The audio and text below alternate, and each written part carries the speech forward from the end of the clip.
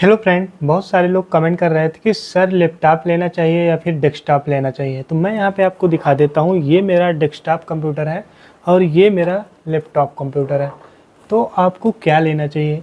आपके लिए लैपटॉप सही रहेगा या फिर डेस्कटॉप कंप्यूटर सही रहेगा? तो आज इस वीडियो में आपको पूरा डिटेल से बताने वाला हूँ। आपके बजट के हिसाब से लैपटॉप सही है या फिर डेस्कटॉप सही है। तो स्टूडेंट हो तो स्टूडेंट को क्या लेना चाहिए, सारा खेल है आपका यूज क्या है। जैसे अगर आप कंप्यूटर सीख रहे हो तो वहाँ पे आपके पास तो एक कंप्यूटर होना ही चाहिए। अगर आप स्टूडेंट हो 9th 10th या फिर 12th में हो और आपको सिर्फ ऑनलाइन क्लास करनी है तो उस कंडीशन में आपको एक टैबलेट लेना चाहिए जिसमें एक पेन भी हो, मतलब स्टाइलस उसको बोलते हैं। अगर सैमसंग का टैबलेट लेते हो तो वहाँ पे आपको एस पेन मिलता है नोट्स करने के लिए, और एप्पल का अगर लेते हो तो एप्पल पेंसिल मिलती है। तो अगर आप स्टूडेंट हो, सिर्फ आपको ऑनलाइन क्लास करना रहता है तो वहाँ पे आप टैबलेट की तरफ जा सकते हो।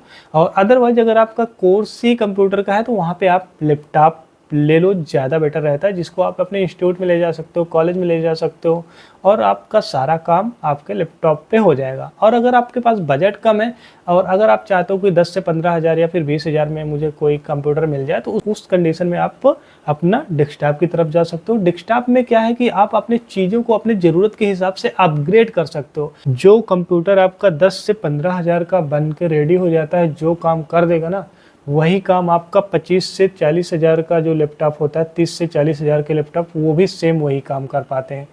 तो अगर आपके पास बजट है तब आप लैपटॉप की तरफ जा सकते हो, अदरवाइज आपको फिर डेस्कटॉप कंप्यूटर ही सबसे सही रहता है, क्योंकि 10 से 15 हज़ार में आपका डेस्कटॉप कंप्यूटर रेडी हो जाता है। अगर आपका काम ज़्यादा हैवी बाद में होता है तो उसमें आप चीज़ें असेंबल कर सकते हो। जैसे कि आपके डेस्कटॉप कंप्यूटर में ग्राफिक्स कार्ड नहीं तो आप ग्राफिक्स कार्ड दूसरा इसमें लगा सकते हो, अपग्रेड कर सकते हो। रैम अगर कम है तो रैम भी अपग्रेड कर सकते हो। लेकिन आप लैपटॉप के साथ ऐसा नहीं कर सकते हो। लैपटॉप पे आप रैम तो बढ़ा सकते हो लेकिन ग्राफिक्स कार्ड नहीं लगवा सकते हो। इसलिए आपको, अगर आप बाद में फ्यूचर में जैसे कि वीडियो एडिटिंग करना चाह रहे हो या फिर ग्राफिक्स डिजाइनिंग या फिर कोई भी ऐसा काम कर रहे हो जहाँ पे आपको ग्राफिक्स का यूज होगा, तो उस कंडीशन में आपका डेस्कटॉप ज़्यादा सही रहेगा। उस पर आप अपग्रेड कर सकते हो चीज़ों को। एक बार आपने, जैसे कि मेरा ये एक कैबिनेट है, ये कैबिनेट मैंने ले लिया और इसमें एक जो पावर सप्लाई लगी है, दो चीज़ें मेरे पास हमेशा सेम रहेगी। अब मैं यहाँ पे जो मेरा कंप्यूटर का जो किट है ना, जो इसको बोलते हैं किट, जो अंदर मदरबोर्ड लगी रहती है, जो ब्लैक ब्लैक आपको दिख रही है, तो ये पूरा किट होता है। इसमें 4 चीज़ें होती हैं। पहला होता है मदरबोर्ड, दूसरा होता है रैम, तीसरा होता है आपका सीपीयू फैन, चौथा होता है आपको प्रोसेसर। तो ये जो 4 चीज़ होती है ना, इसको आप कभी भी अपग्रेड कर सकते हो और कि कोई भी चीज़ इसमें आप चेंज कर सकते हो, जैसे कि आपकी रैम या फिर मदरबोर्ड या फिर सीपीयू को या फिर सीपीयू फैन।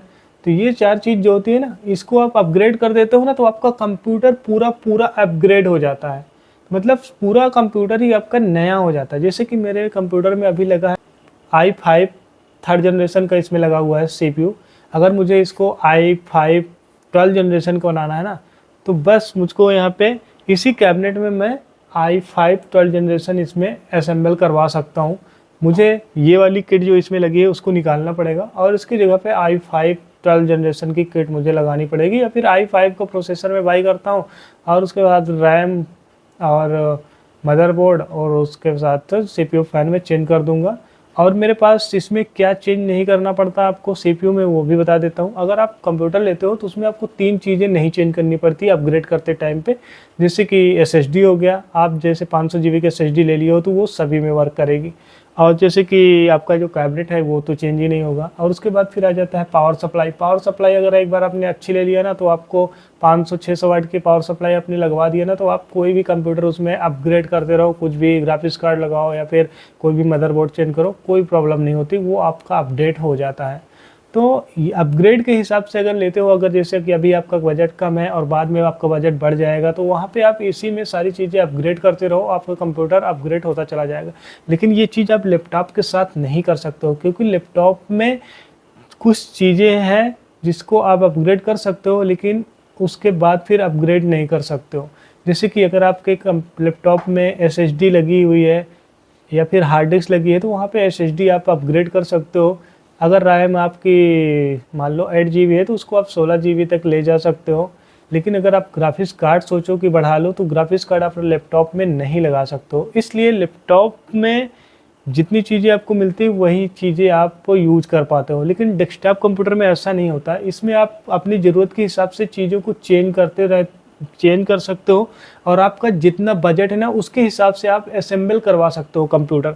मतलब आज आपके पास अगर 10,000 रुपये है ना, तो आप 10,000 में भी पूरा computer, keyboard, mouse, CPU, monitor सब कुछ तैयार कर सकते हो। और अगर आपके पास 15,000 है, 20,000 है, 25,000 है, तो उस लेवल का आप कंप्यूटर भी असेंबल करवा सकते हो। अगर आप 1 लाख का कंप्यूटर असेंबल करवाना चाहते हो तो 1 लाख का आपका कंप्यूटर असेंबल हो जाएगा। बस आपका जितना बजट है ना उस हिसाब से आप डेस्कटॉप कंप्यूटर असेंबल करवा सकते हो, और उसमें जैसा काम आप करना चाहते हो ना वो चीज़ें अपग्रेड करते रह सकते हो डेस्कटॉप कंप्यूटर में।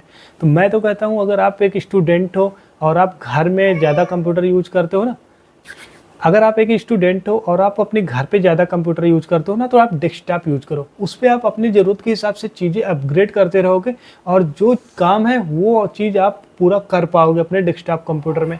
अगर आपके पास बजट है और आप एक अच्छा लैपटॉप लेना चाहते हो, तो वहाँ पे आप एक अच्छा लैपटॉप भी ले सकते हो जिसमें ग्राफिक्स कार्ड हो, रैम अच्छी हो, SSD अच्छी हो। तो वहाँ पे आप 60,000 के ऊपर अगर लेते हो कंप्यूटर, तो वहाँ पे आपको ग्राफिक्स कार्ड और मतलब अच्छा कंप्यूटर मिल जाता है, लैपटॉप वगैरह, जिसमें आप सारा काम कर सकते हो। लेकिन अगर आपके पास बजट नहीं तो आपको डेस्कटॉप की तरफ जाना चाहिए, और अगर आपके पास बजट है तो आप 100% लैपटॉप तो ले ही सकते हो। लेकिन अगर आप एक स्टूडेंट हो और बिल्कुल आपका ना ही आपका कंप्यूटर में काम है ना ही लैपटॉप पे काम है, आपको सिर्फ ऑनलाइन क्लासेस करनी है, तो उसके लिए आपका टैबलेट सबसे बेस्ट रहता है, जिसको आप अपने बैग में रख सकते हो और कॉलेज में जा सकते हो और वहाँ पे भी ऑनलाइन क्लासेस कर सकते हो, वहाँ पे नोट्स बना सकते हो। तो अगर आप स्टूडेंट हो तो वहाँ पे आपको टैबलेट लेना चाहिए, और टैबलेट नहीं ले सकते हो तो आपका स्मार्टफोन तो है ही, आप स्मार्टफोन से आप सारे काम कर सकते हो। और साइबर कैफ़े में आप जा सकते हो अगर आपको कभी कभी ज़रूरत पड़ती है लैपटॉप की।